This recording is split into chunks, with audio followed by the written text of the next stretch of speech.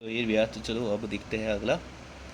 तो देखो, ये यहाँ पे आपकी आ गई स्टेम, और इस स्टेम पे यहाँ पर आ गया आपका नोड, और इसी नोड के जस्ट बाजू में आपको यहाँ पर थोड़ा सा उठा हुआ सरफेस, और बाजू में एक ऐसा, दो ऐसे।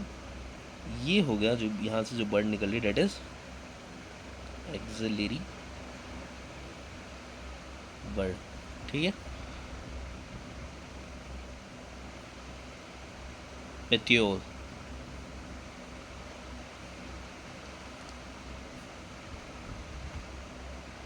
लीफ, लेमिना, या फिर ब्लेड भी कह सकते हो, लीफ ब्लेड।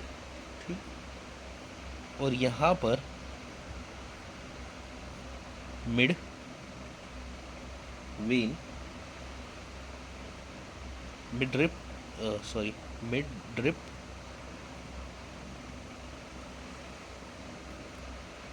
और बाकी जो निकल रहा है दैट इज वेन, वेनलेट्स। ठीक है, और ये जो ये है दैट इज लीफ बेस। ठीक है, और ये दो तरह से हो सकती है, मोनोकॉर्ड में होगी पार्शियली या fully cover the stamp, makes sheet. Sheet form को पार्शली या फुल्ली कवर कर लेगी मोनो के अंदर, मोनोकॉर्ड के अंदर। डाइकॉर्ड के अंदर, sorry, in leguminous plant, leguminous plant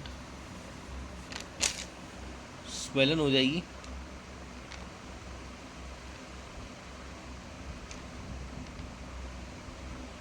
swell हो जाएगी, और मेक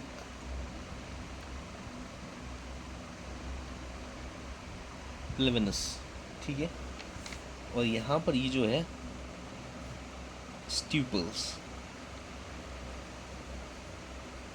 और जिन प्लांट के अंदर प्रेजेंट होगा उसको हम लोग स्ट्यूपुलेट कहते हैं, जिसकी नॉर्मल अपना पी वाला, सिंपल सी वाला। ठीक है, और ये क्या करती है, ये आमतौर पे कभी कभार जो है ना फोटोसिंथेसिस हो जाएगी, फोटो सिंथेटिक हो जाएगी,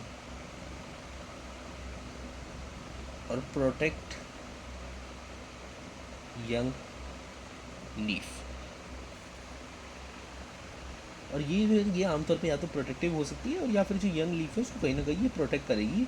प्रोटेक्ट करेगी, बाद में आपका जो लीफ बेस है ये कहीं ना कहीं नॉर्मल फ्रेम है जो कि आपका यहाँ पे कनेक्ट करता है स्टैम्प और आपका पेटियोल को। ठीक है, और ये मोनोकोट्स के अंदर या तो शीट हो सकता है जो कि पार्शली या फुल्ली कवर कर लेगा उसकी स्टैम्प को, या फिर लेगुमिनस के अंदर ये जो होगा ये स्वेलन हो जाएगा और पल्विनस बन जाएगा। दूसरी बात, पेटियोल, पीटियोल, ये हमारा बीच में जो ये लीफ का ब्लेड है, और जो ये लीफ ब्लेड है, और जो ये आपका क्या बोलते हैं लीफ बेसिस को कनेक्ट करता है। वेन आपको पता ही है कि हर प्लांट के अंदर यहाँ पे, एक मिनट ना, यहाँ पे ऐसे ऐसे वेन्स निकल रही होती है जो कि ऑब्वियसली इसको एक फ्रेम स्ट्रक्चर देगी कि भैया ऐसे ना हो कि एकदम हवा चले और ये इतनी सॉफ्ट होगी तुरंत टूट जाए, ऐसा भी ना हो, थोड़ा फ्रेम स्ट्रक्चर हो सके, उसको ढंग से ड्यूरेबिलिटी मिल सके, और ये चैनल प्रोवाइड करेगी ट्रांसपोर्टेशन वगैरह के लिए। ठीक है, और थोड़ा रिजिड स्ट्रक्चर बना दे। ठीक है, और ये जो पेटियोल है ये हमेशा इसको लाइट के ओरिएंटेड करेगा, इसको ऑब्वियसली फ्लैप करेगा अगर एयर वेट चलनी है, ताकि इसमें फ्रेश हवा वगैरह आ सके, टेम्परेचर कहीं ना कहीं कम हो सके, वरना बहुत ज़्यादा हीटअप हो जाएगी तब तो हो गया, फिर प्लांट को उतना अच्छे से नहीं कर पाएगा, उसके कहीं ना कहीं फूड सिस्टम पर हार्म हो सकता है। तो ये फ्लटर करने की हेल्प करेगी ताकि जो टेम्परेचर कहीं ना कहीं वो डाउन हो जाए। ठीक है,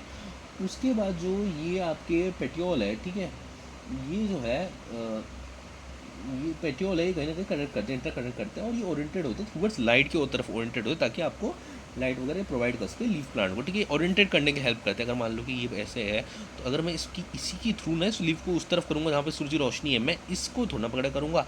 अगर प्लांट ऐसे अटैच्ड है तो इसको मेरे को करना पड़ेगा ना, ताकि वो लीफ है, वैसे ये फ्लटर कर जाएगा। जैसे ये है तो ये ऊपर वाला टिप मान लो लीफ है, तो इसको अगर मैं करना है तो मेरे को ये पेटियोल को हिलाना पड़ेगा ना, ताकि वो लाइट की तरफ ओरिएंटेड हो सके, या फिर फ्लैप करके कहीं ना कहीं टेम्परेचर रिड्यूस कर सके, ताकि उसको फ्रेश हवा वगैरह भी मिल सके। दूसरी बात, आपने लीफ पेज में देख ही लिया कि कभी कभार क्या होता है, ये फूल जो स्वेलन हो जाती है लेगुमिनस के अंदर, और ये पेल्विनस बना लेती है, दूसरे के अंदर शीट बना के पार्शियल फुल भी कवर कर लेती है। ठीक है, और ये जो होता है ये कनेक्ट करती है आपके पेटियोल को स्टेम से। ठीक है, इस पेट्योल को स्टेम से कनेक्ट करती है। दूसरी बात कि ये आपका स्टेम तो है यहाँ पर, ठीक है, स्टेम पता ही ना, पहले पढ़ा है हमने, ठीक है। और यहाँ पे एक नॉर्मल सी बड है, इसको हम एक्सिली बड करते हैं। स्टिपल्स होता है कुछ कुछ में, फोटोसिंथेसिस हो सकता है, प्रोटेक्ट कर सकते हैं आपकी यंग प्लांट को, ये होता है। और ये आपका लीफ बेड होती है। ये बेसिकली हमारा स्ट्रक्चर है कि बेसिक लीफ का। और यहाँ पर जो है ये सेंटर में जो है ना मिड रिप है। मिड रिप आपको पता है कि मिड रिप जो है ये सेंटर में जो वेन निकल रही है दैट इज मिड रिप। ये जो मिड रिप है ये कहीं ना कहीं रिच स्ट्रक्चर बनाता है। अब देखो भाई, नॉर्मल से ऐसे मान लो कि नॉर्मल जैसे ऐसे ही पत्ता है, ठीक है, नॉर्मल से मान लो कि पेपर है, जैसे ये पेपर है। अब इसको तो फाड़ना भी बहुत आसान है, पर वहीं पर अगर इस यहाँ पे एक रिच स्ट्रक्चर बनता। अगर एक ऐसा पेपर हवा आ रही तो तोड़ के फाड़ के इसको निकल जाएगी, पर अगर एक रिच स्ट्रक्चर उसको कहीं ना कहीं ब्रेक करना मुश्किल होगा। एट द सेम टाइम वो चैनल की तरह काम करेगी जो ट्रांसपोर्ट वगैरह हेल्प करते हैं, बाकी स्मॉल वेडलेट बाकी और पार्ट्स में जा सकते हैं। इसके लिए अलग अलग वेन और वेडलेट्स बनाई हुई है। तो ये बेसिक फंक्शन है हमारा यहाँ पर मिड रिप और वेन और वेडलेट्स का।